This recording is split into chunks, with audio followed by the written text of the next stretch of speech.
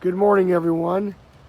We are on day 3 of the Crow job, Orange Park Golf and Country Club. As you can see, we've got the seating wall and the 20 by 20 inch stone gate columns going in with the large 26 by 26 columns across the back side. We have 4 of them. Kind of give it some height across the back. Got a beautiful full seating bench. It's going to have a nice tumbled cap on top. The granite gray, the contrasting color. There'll be a lantern light on that corner, and there'll be a lantern light on this corner. Then we're going to put our nice undermount lights.